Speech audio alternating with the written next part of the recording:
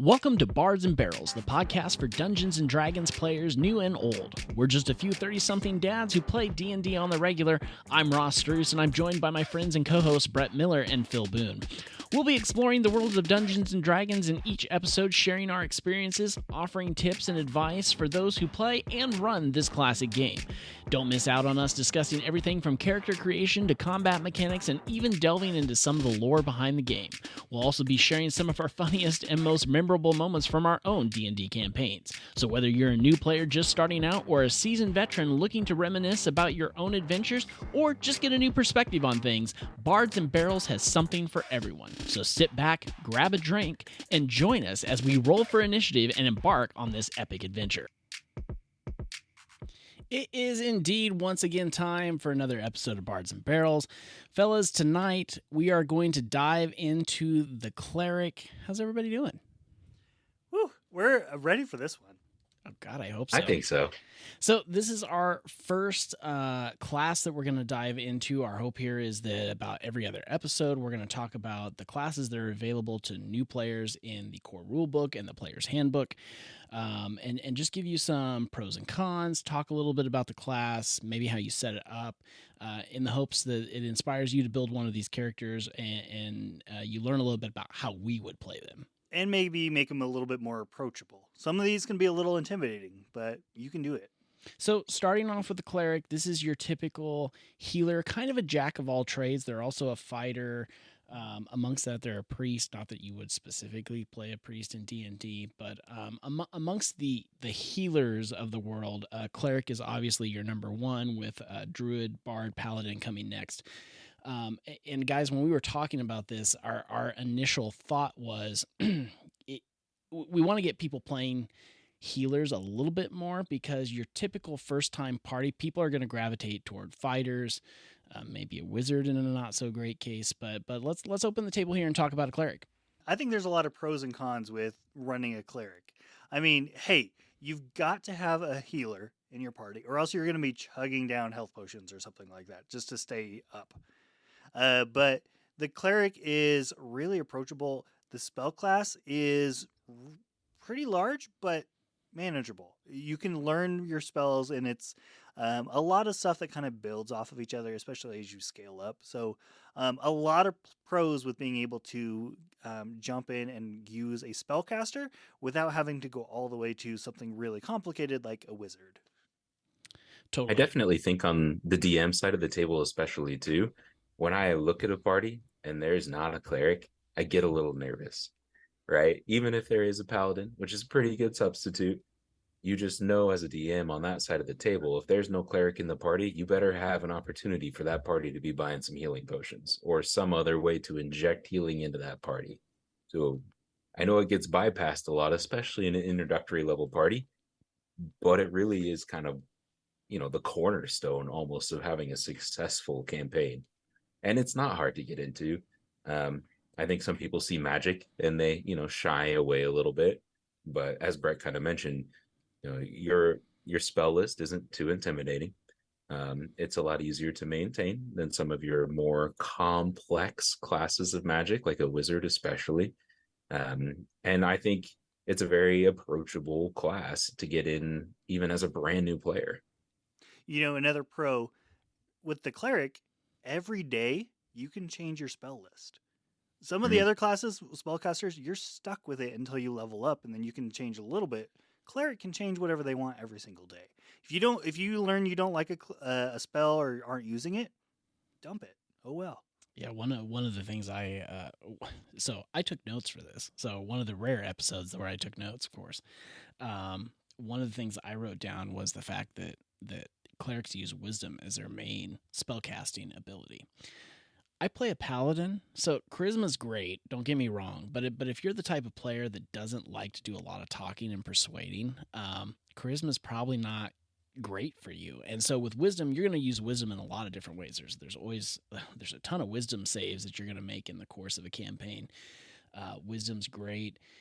Just from a learning capacity. So it's more useful across the board than charisma is. I feel like I'm an outgoing-ish player, so charisma fits me well with my paladin, but I think it's more useful in terms of a cleric. And that's just my opinion, of course. I think that if you look at ability scores potentially too, that 100%, if you look at your wisdom, like your perception is based off of wisdom, your passive perception is based off of wisdom. So if you're a max min type of player and you want to try to make, the best player you can, cleric is not necessarily a bad class to look at. And I think sometimes it gets overlooked for that. But it's one that hits on a lot of those buttons as well.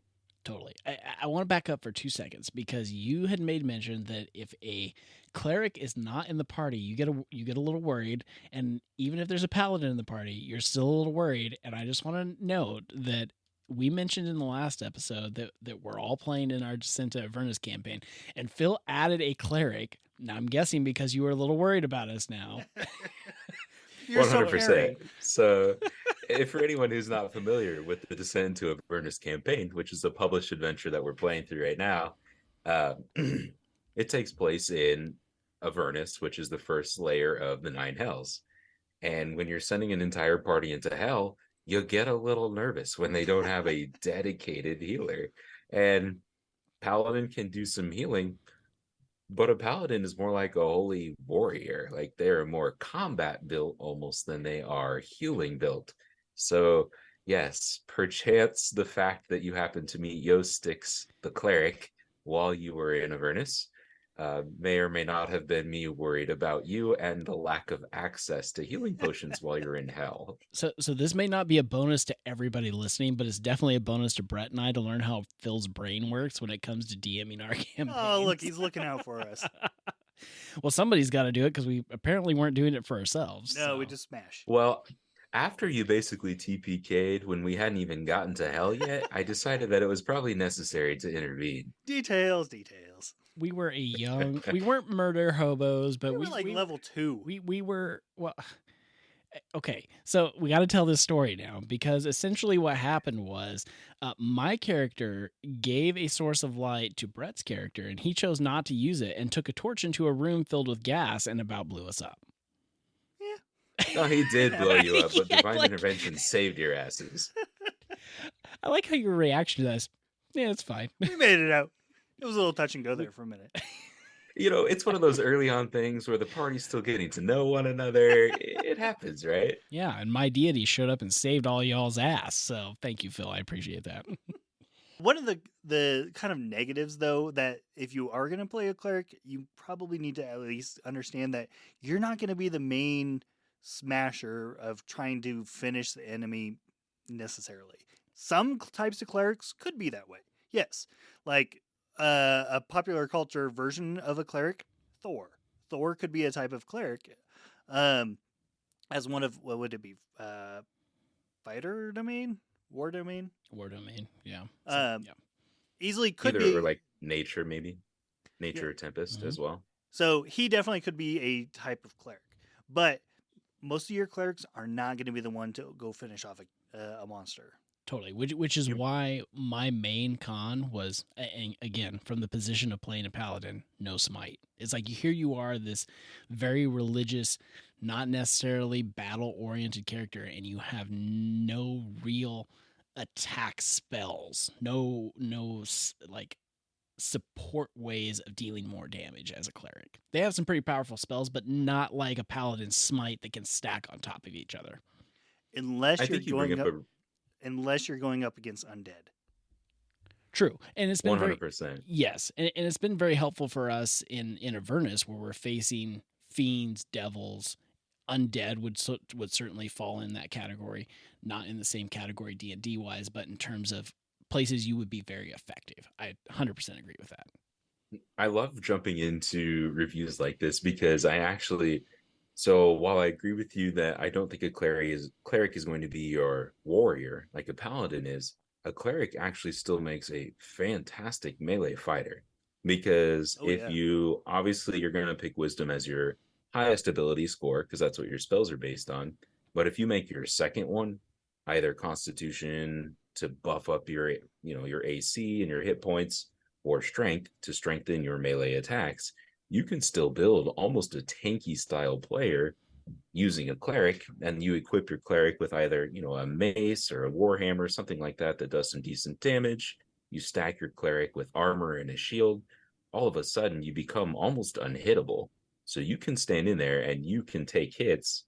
You can use bonus actions to heal your party and use your actual action to still either use a spell attack or use an actual weapon attack. So it still can make a decent fighting class, even though that's not necessarily what it's designed as. Right, and you're absolutely correct because the lore in the player's handbook kind of sets that up because they talk about how priests live in the temple and they're meant to serve by doing the everyday things, right? But clerics are the priests that are sent out into the world to go on these adventures. And so they're equipped with the tools to do such, right?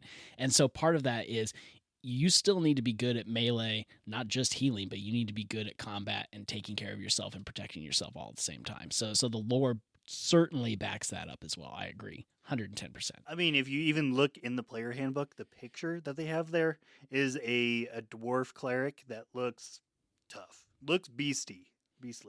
It is kind of funny though that like in our minds, like we don't frame the cleric as the warrior. Like first and foremost, he is the healer of the party, Mm-hmm. but he or she can hold their own in a battle, no question, hands down. And it all comes down to where you place those ability scores, right? So if you want to be the tank, you place that in Constitution. If you want to go faster in a battle and do that first hit, you place that in your Dexterity or wherever you want to do that. I also think too it comes down to a lot of your spell choices as a cleric. Because if you want to play a by the book healer, you can choose to just pick all of the healing spells. If you want a battle cleric, there are offensive spells that you can pick, both ranged and melee. Now, your ranged options aren't great necessarily as much as your melee are, but if you want to build, a fighter cleric, you can do that. The option's there. One of the things that I do like about the cleric, and this is where some of that overlap with the paladin happens, is that they have the divine intervention and they have the channel divinity options too. And I don't want to dig in too deep of what those are for either class, but basically it's actions, sometimes like types of spell casting actions, or they're essentially spells, where it gives you the ability to do something really cool and really helpful. But that kind of is because they're stemmed in that root of being a priest, right? So they have that ability to call on their deity, and then they channel that godly energy through them to do something.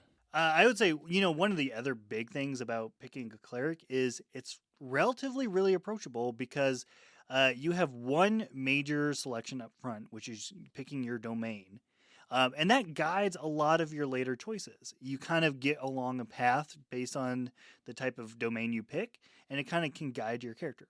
But even within that, there's enough types of domains that you can really develop your own unique cleric, whether it's a positive world helping cleric or a really evil, dark follower of a dark god type of cleric, and anything in between, even a trickster.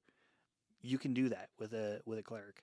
Well, one of the things we were talking about earlier, when it comes to domains, is if you're running out of the core rulebook, which is free to everybody, your one option is the domain of life, right? So it gives you're not making a ton of decisions with a cleric if you're building one. So it's like, this is the way I have to go. If you're running out of the player's handbook, you obviously those choices expand, but at least for a new player, it keeps it pretty straightforward for the most part. Yeah, and I think so. One of the things that I appreciate about domains, right, is if you're brand new to D&D and you've decided I'm going to be the healer of the party, your cleric choice is very easy if you just are using the basic rules. They tell you what type of a background you should pick. They tell you what your only domain choice is, and it's a life domain, which is very heavy on the healing side. As soon as you hit first level, you automatically get access to a couple healing and buff spells. So that is very laid out for you. And as you grow in that domain and you continue to level up, you get access to different, life domain spells. But if you start looking into additional material, you want to play a cleric that not necessarily focusing on the healer side, or maybe you're playing some sort of, a different style campaign where you don't necessarily want to serve one of the gods of Faerun. Maybe you want to serve a Norse god. You can look into all of these other domains that maybe tie into that deity better, And I think across the Wizards published material right now, like there's like 14 domain choices or something like that. So there truly is a domain out there for the type of cleric that you want to play. One thing that I kind of want to circle back on that Brett talked about a little bit is you have to be careful with your deity choice. Make sure your DM is okay with you playing a cleric who is maybe devoted to an evil god, because it definitely can not just impact the campaign as a whole, but very much impact your party kind of composition. If you have some people that are playing a lawful good character and you're kind of even if you're bordering on the side of chaotic neutral, it can still sometimes create some intra-party tension. So you just have to be cautious about things like that. Yeah, and when you have like a an evil a deity that leads toward the evil alignment, it changes your intentions, right? So it's like if you're a cleric, like we've talked about, you tend to be the healer, also warrior type path. If evil alignment is probably not going to have you outward facing as a healer. I'm going to heal myself first, then I'll worry about everybody if it's in my best interest. Which change, like you were saying, Phil, completely changes the dynamic of a party if I'm worried about number one first and 3, 4, and 5 later, or whatever the case may be. But an interesting role playing with picking your god is you don't have to be an ardent follower of that god. It could be that your god brought this on you. You didn't necessarily pick it, which is very different than when we were talking about paladins. Paladins are very close followers of a god.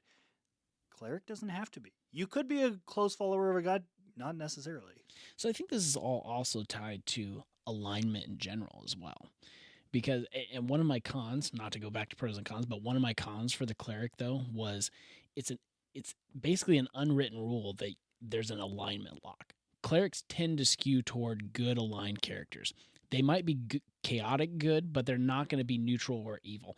Brett makes a good point that you can certainly make this happen in whatever way because of how they follow them or if they're sucked into a situation or something like that. But 9 times out of 10, they're always going to be probably a good character, almost always. I 100% love what you like, the way you've approached this, Brett, because in my mind, I don't think I've ever really thought about it that way of like, what if the deity is the one basically that established the relationship and not necessarily the character? Because in those instances, in my mind, I'm starting as the DM thinking through a divine intervention, scenario where you reach out to your deity and your deity is evil aligned and you may not be. So it creates a fun opportunity for me as a DM for your deity to potentially ask you something to compromise almost your, alignment, and something leading maybe towards, turning you more towards an ardent follower instead of necessarily where you lie. So I really like that approach. Yeah, it's like the difference between your character's choices and your god's demands.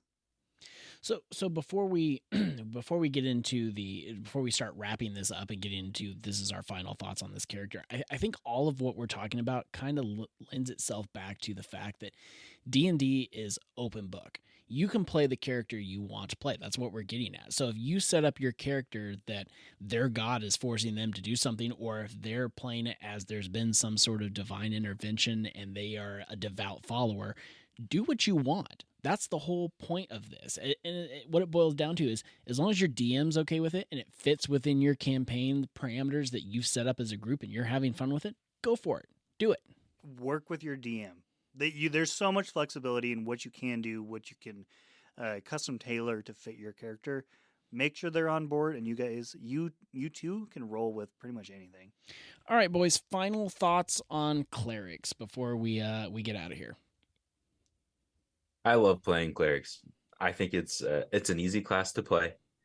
Things are kind of set out for you once you pick your domain, and I 100% think as an introductory, player into D&D that you could easily learn how to play the cleric class. And I love being able to be a supporting character in amongst a lot of big brawly characters. It's something that you can help your entire party be even more badass, more brazen, just by being there to back them up. Totally. I love both of those comments. If anybody out there has questions on playing a character, questions on playing a cleric, if I can say that correctly, feel free to reach out to us. Comment on the post on Facebook. You can follow us on Facebook. If you're not, you should totally do that. Facebook.com/Bards and Barrels. And you should also, or you always have the option of emailing us, bardsandbarrels@gmail.com. So thank you all for listening. We'll catch you on the next episode. So we'll see you later.